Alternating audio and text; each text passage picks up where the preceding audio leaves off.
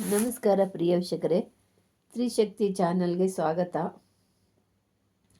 ಇದೊಂದು ಸ್ತಂಭನ ಮಂತ್ರ.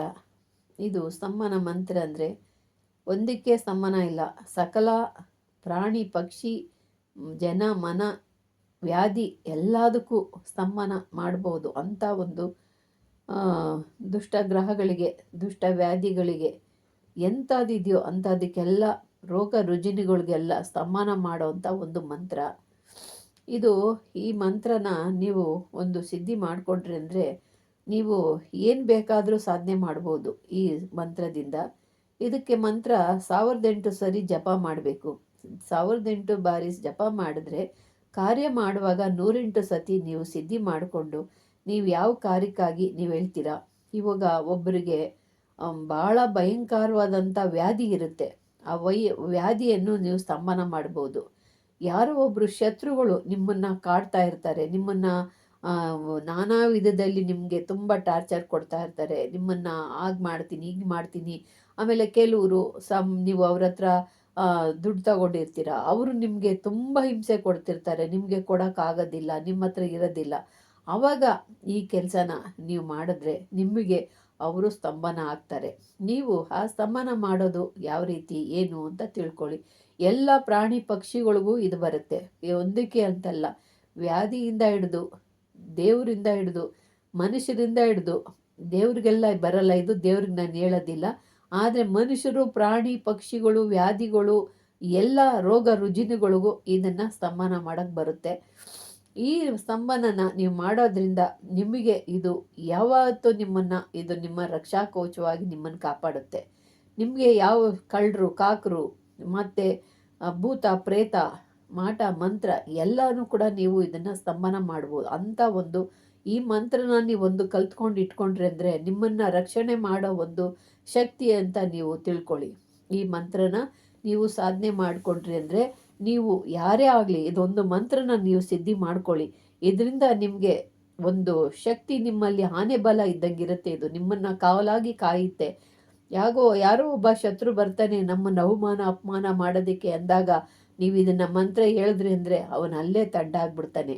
ಯಾರೋ ಮನೆಯಲ್ಲಿ ಗಂಡ ಹೆಂಡ್ತಿ ಜಗಳ ಆಡ್ತಿರ್ತೀರ, ಸದಾ ಮನೆಯಲ್ಲಿ ಗಲಾಟೆಗಳು, ಮನೆಯಲ್ಲಿ ಗಂಡ ಹೆಂಡ್ತಿ ಮಕ್ಕಳೇ ಕೆಲವರು ಮನೆಯಲ್ಲಿ ಭಯಂಕರ ಗಲಾಟೆ ಮಾಡ್ತಾರೆ, ತಂದೆ ತಾಯಿನೇ ಎದುರಿಸ್ತಾರೆ, ಇಂಥವರೆಲ್ಲ ಇರ್ತಾರೆ. ಅಂಥವ್ರಿಗೆಲ್ಲ ಈ ಮಂತ್ರನ ನೀವು ಸಿದ್ಧಿ ಮಾಡಿಕೊಂಡು ಹೇಳೋದ್ರಿಂದ ಮನೆಯಲ್ಲಿ ಶಾಂತಿ, ನೆಮ್ಮದಿ ಎಲ್ಲ ದೊರಕುತ್ತೆ. ನಿಮ್ಮ ಮನೆಗಳನ್ನೇ ನೀವೇ ಸುರಕ್ಷಿತವಾಗಿ ನೀವು ಕಾಪಾಡ್ಕೋಬಹುದು ಈ ಮಂತ್ರದಿಂದ. ಈ ಮಂತ್ರ ಒಂದು ಇತ್ತು ಅಂದರೆ, ಯಾಕೆ ಅಂದರೆ ಮನೆಗಳಲ್ಲಿ ಎಲ್ಲಿ ನೋಡಿದ್ರು ಜಗಳ, ಕದನಗಳು ಇದೇ ನಡೀತಾ ಇದ್ದಾವೆ. ಮಕ್ಕಳು ತಂದೆ ತಾಯಿಯನ್ನು ಗೌರವ ಕೊಡೋದಿಲ್ಲ, ಆ ರೀತಿಯಾಗಿ ಎಲ್ಲ ಮಾಡ್ತಿರೋಂಥ ಇದು ಒಂದು. ಹೆಂಡ್ತಿ ಗಂಡ ಜಗಳಗಳು, ಗಂಡ ಹೆಂಡ್ತಿ ಮೇಲೆ, ಗಂಡನ ಮೇಲೆ ಹೆಂಡ್ತಿ, ಹೆಂಡ್ತಿ ಮೇಲೆ ಗಂಡ, ಈ ಥರ ಎಲ್ಲ ನಡೀತಾ ಇರುತ್ತೆ. ಮತ್ತು ಆಫೀಸ್ಗಳಲ್ಲಿ ನಿಮಗೆ ಹೋಗುವಂಥ ಉದ್ಯೋಗದಲ್ಲಿ ನಿಮಗೆ ತುಂಬ ಜನ ಕಷ್ಟ ಕೊಡ್ತಿರ್ತಾರೆ, ಅವ್ರಿಗೆ ನೀವು ಸ್ತಂಭನ ಮಾಡ್ಬೋದು.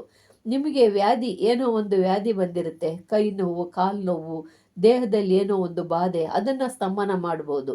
ವ್ಯಾಧಿ ಸ್ತಂಭನ ಅಂತ ಹೇಳ್ಬೇಕು. ಈ ಮಂತ್ರ ಹೇಳ್ಕೊಂಡು ನೀವು ಏನು ಹೇಳಬೇಕು, ಒಂದು ವ್ಯಾಧಿ ಸ್ತಂಭನ. ಶತ್ರುಗಳಾದರೆ ಅವ್ರ ಹೆಸರು ಹೇಳ್ಕೊಂಡು ಅವ್ರ ಹೆಸರು ಸ್ತಂಭನ ಮಾಡಬೇಕು. ಇದನ್ನು ಹೆಸರು ಹೇಳಬೇಕು. ನಿಮ್ಗೇನು ತೊಂದರೆ ಆಗಿತ್ತೋ ಅದನ್ನು ಹೇಳ್ಕೊಂಡು ನೀವು ಸ್ತಂಭನ ಮಾಡಬೇಕು. ಆ ರೀತಿಯಾದಂಥ ಒಂದು ಮಂತ್ರ ಇದು. ಇನ್ನೂ ಹೇಳ್ಬೇಕು ಅಂದರೆ ಇನ್ನೂ ವಿಧಾನಗಳಿದ್ದಾವೆ, ಅದೆಲ್ಲ ಬೇಡ ತಿಳಿಸೋದು. ನಿಮಗೇನು ಆಗಬೇಕೋ ಅದನ್ನೇ ನಾನು ಹೇಳ್ತಿದ್ದೀನಿ. ಭಾಳ ನಿಮ್ಮ ಕಾರ್ಯಗಳನ್ನ ಸಿದ್ಧಿ ಮಾಡುತ್ತೆ, ನಿಮ್ಮ ಮನೆಯಲ್ಲಿ ಸುಖ ಶಾಂತಿನ ತರುತ್ತೆ. ಸದಾ ಗಲಾಟೆಗಳು, ಜಗಳಗಳು ಕೇಳಿ ನಾನು ತುಂಬ ಕೇಳ್ತಾ ಇದ್ದೀನಿ. ಮನೆಯಲ್ಲಿ ಸುಖ ಶಾಂತಿ ಇಲ್ಲ, ಮಕ್ಕಳೇ ತಾಯಿ ನೋಡಿಯೋದು, ತಂದೆ ನೋಡಿಯೋದು, ತಂದೆನೇ ಕುಡಿದ್ಬಿಟ್ಟು ಒಂದು ಹೆಂಡ್ತಿ ಮಕ್ಕಳನ್ನೆಲ್ಲ ಹೊಡೆಯೋದು, ಈ ರೀತಿಯಾಗಿ ಹೆಂಡ್ತಿ ಮನೆಯಲ್ಲಿ ಗಲಾಟೆ ಮಾಡೋದು, ಒಳ್ಳೆ ಗಂಡ ಪಾಪ ಅವನ ಮೇಲೆ ಗಲಾಟೆಗೆ ಹೋಗೋದು, ಈ ಥರ ಎಲ್ಲರೂ ಇದ್ದಾರೆ. ಒಬ್ಬರೇ ಒಳ್ಳೆಯವರು ಅಂತ ಹೇಳೋಕ್ಕೂ ಸಾಧ್ಯ ಇಲ್ಲ, ಎಲ್ಲ ಇದ್ದಾರೆ. ಇದರಿಂದ ನೀವು ನಿಮ್ಮ ಶತ್ರುಗಳು, ನೀವು ಸಾಲ ಮಾಡಿರ್ತೀರ, ಆ ಸಾಲ ಮಾಡಿರೋದನ್ನು ನಿಮ್ಮ ಹತ್ರ ದುಡ್ಡಿರಲ್ಲ, ಆವಾಗ ಅವ್ರು ನಿಮ್ಮನ್ನು ಏನೇನೋ ಹೊಲ್ಸು ಮಾತಾಡ್ತಾರೆ, ಕೆಟ್ಟದಾಗಿ ಮಾತಾಡ್ತಾರೆ. ನಿಮ್ಮ ಹತ್ರ ಇದ್ದರೆ ನೀವು ಕೊಡ್ತೀರಾ, ಆದರೆ ಕೆಟ್ಟ ಮಾತು, ಆ ಮಾತನ್ನು ಕೇಳೋಕ್ಕಾಗಲ್ಲ. ನಮಗೂ ಕೆಲವ್ರು ಹೇಳಿದ್ರು, ಆ ಮಾತನ್ನು ಕೇಳೋಕ್ಕಾಗಲ್ಲ, ನಮ್ಮ ಹತ್ರ ಇದ್ದಿದ್ರೆ ನಾವು ಕೊಡ್ತಾ ಇದ್ವಿ, ಆದರೆ ಅವ್ರು ಬಂದು ನಮ್ಗೆ ಹೇಳ್ತಾರೆ ಅಂದರೆ ಅಂಥ ಹೊಲಸು ಮಾತಾಡ್ತಾರೆ ಅಂತ ಹೇಳಿದಾಗ ಅದಕ್ಕಾಗಿ ಒಂದು ಪರಿಹಾರ ಕೊಡ್ತಿದ್ದೀನಿ. ಅದನ್ನು ನಿಮ್ಮಲ್ಲಿ ನೀವು ಮೋಸ ಮಾಡಬೇಡ್ದು, ಕೊಡಬೇಕು. ಮೋಸ ಮಾಡಿ ಅಂತ ನಾನು ಹೇಳ್ತಿಲ್ಲ. ಅವರು ನಿಮ್ಮ ಕಷ್ಟಕ್ಕೆ ಕೊಟ್ಟಿದ್ದಾರೆ, ಅವ್ರ ದುಡ್ಡನ್ನು ನೀವು ಹಿಂತಿರುಗಿಸ್ಬಿಡಿ. ಆದರೆ ನಿಮಗೆ ಕಷ್ಟ ನಿಮ್ಗೆ ತೀರೋವರೆಗೂ ಸ್ವಲ್ಪ ಇದನ್ನು ನೀವು ಇದನ್ನು ಮಾಡ್ಕೊಳ್ಳಿ. ನಿಮಗೆ ನಿಮ್ಮ ದುಡ್ಡು ಬಂದ ತಕ್ಷಣ ಅವ್ರ ಕಷ್ಟಗೆ ನೀವು ಅವ್ರಿಗೆ ವಾಪಸ್ ಕೊಟ್ಬಿಡಿ. ಯಾಕೆಂದರೆ ನಿಮಗೆ ಕಷ್ಟಕ್ಕೆ ಅವ್ರು ಕೊಟ್ಟಿದ್ದಾರೆ, ನೀವು ಅವ್ರಿಗೆ ಹಿಂತಿರುಗಿಸಿ ಕೊಟ್ಬಿಡಿ. ಅಲ್ಲಿವರೆಗೂ ಈ ಮಂತ್ರನ ಹೇಳ್ಕೊಳ್ಳಿ.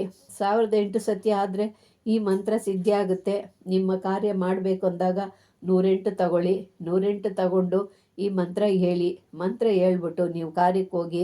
ನಿಮಗೆ ಅಲ್ಲಿ ಆಫೀಸಲ್ಲಿ ಗಲಾಟೆ ಮಾಡ್ತಾರೆ, ಬಾಸ್ ಗಲಾಟೆ ಮಾಡ್ತಾರೆ, ಪಕ್ಕದಲ್ಲಿ ಕೆಲಸ ಮಾಡೋ ವರ್ಕರ್ಗಳು ನಮಗೆ ತೊಂದರೆ ಕೊಡ್ತಾರೆ, ರಿಯಲ್ ಎಸ್ಟೇಟ್ ಮಾಡ್ತಿರ್ತೀರ ಅಲ್ಲಿ ನಿಮಗೆ ಪೈಪೋಟಿಗಳು ಬರ್ತಾರೆ. ನಿಮಗೆ ಕೆಲಸ ಮಾಡೋಕ್ಕೆ ನಾನೇ ಅಂತ ಹೋಗಿ ಅವರೇ ಮುಂದೆ ನಿಂತ್ಕೊಳ್ತಾರೆ, ನಂದು ಇದು ಅಂತಾರೆ. ಅಲ್ಲಿ ಅವರು ನಿಮಗೆ ಸರಿ ಸಾಟಿಯಾಗಿ ನಿಂತ್ಕೊತಾರೆ. ಮತ್ತು ಅಂಗಡಿಗಳಲ್ಲಿ ಇಂತಹದೆಲ್ಲ ನಡೀತಾ ಇರುತ್ತೆ ಪ್ರಿಯ ವೀಕ್ಷಕರೇ. ಅದರಿಂದ ಈ ಮಂತ್ರನ ಹೇಳ್ಕೊಳ್ಳಿ. ನಿಮ್ಮ ಶತ್ರುಗಳನ್ನೆಲ್ಲ ಬಾಯಿ ಕಟ್ಟಿ ನೀವು ದೂರ ಮಾಡ್ಬೋದು. ನಿಮ್ಮಿಷ್ಟಕ್ಕೆ ನಿಮ್ಮ ಸುದ್ದಿಗೆ ಯಾರೂ ಬರ್ದಂಗೆ ನೀವು ಕಾಪಾಡ್ಕೋಬೋದು. ಸುಮ್ಮನೆ ಮಾಡೋಕ್ಕೆ ಹೋಗಬೇಡಿ. ಕಷ್ಟ ಬಂದು ಅಂದಂಗೆ ಮಾಡಿ.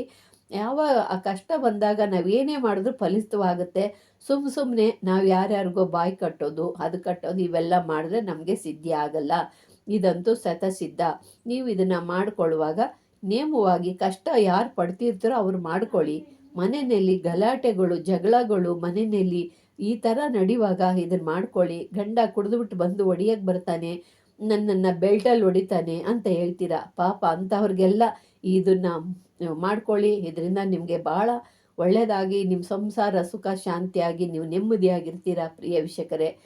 ಅದರಿಂದ ನಿಮಗೆ ತಿಳಿಸ್ತಾ ಇದ್ದೀನಿ, ನಿಮ್ಮ ಮನೆಯಲ್ಲಿ ಗಲಾಟೆಗಳು, ಜಗಳಗಳು, ಯಾವುದು ಒಡೆದಾಟಗಳು ಇರಬಾರ್ದು. ಮನೆಯಲ್ಲಿ ಸುಖ ಶಾಂತಿಯಾಗಿರ್ರಿ ಅನ್ನೋದಕ್ಕಾಗಿ ನಿಮಗೆ ಏನೇನು ಕಷ್ಟಗಳಿಗೆ ಪರಿಹಾರ ಬೇಕೋ ಅದನ್ನು ನಾನು ತಿಳಿಸ್ತಾ ಇದ್ದೀನಿ ಪ್ರಿಯ ವೀಕ್ಷಕರೇ. ನಿಮ್ಗೆ ಇಷ್ಟವಾದರೆ ಲೈಕ್ ಮಾಡಿ, ಶೇರ್ ಮಾಡಿ, ಸಬ್ಸ್ಕ್ರೈಬ್ ಮಾಡಿ. ನಮಸ್ಕಾರ.